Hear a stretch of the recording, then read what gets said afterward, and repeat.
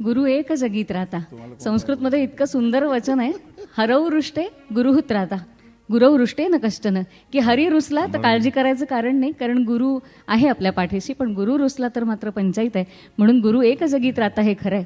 भूतकाळाचा दुवा आणि भविष्यकाळाचा दिवा म्हणजे गुरु. जो लघु नाही तो गुरु, पण जो लघुला सुद्धा गुरु करतो तो खरा गुरु. की ईश्वराचं गुप्त रूप जो दाखवून देतो तो गुरु. दत्तगुरूंनी तर 24 गुरु केले, जे स्वतः साक्षात सद्गुरू होते त्यांनी 24 गुरु केले. त्यांनी फक्त आपल्याला एवढाच संदेश दिला की स्वतःकडे लघुत्व घेतलं की समोरच्यातलं गुरुत्व आपोआप दिसतंच.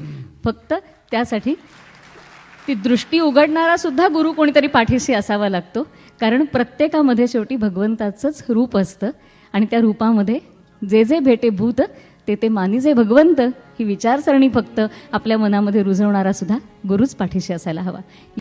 कबीरजींनी एका ठिकाणी असं म्हटलंय की माझ्या घरी गुरु आणि देव जर एकत्रित आले तर मी पहिला नमस्कार कुणाला करावा? गुरु गोविंद साथे खडा काके लागू पाव. गुरु गोविंद साथे खडा काके लागू पाव. फक्त प्रश्न विचारून थांबत नाहीत कबीरजी, त्याला उत्तरही देतात. ते म्हणतात बलिहारी गुरुजी आपण गोविंद दियो बताय. गुरुजी पहिला नमस्कार आपल्यालाच, कारण माझी एवढी योग्यता नाही, आपण आहात म्हणून हा भगवंत माझ्या दारी आलेला आहे आणि त्यामुळे पहिला नमस्कार अर्थात म्हणजे गुरु.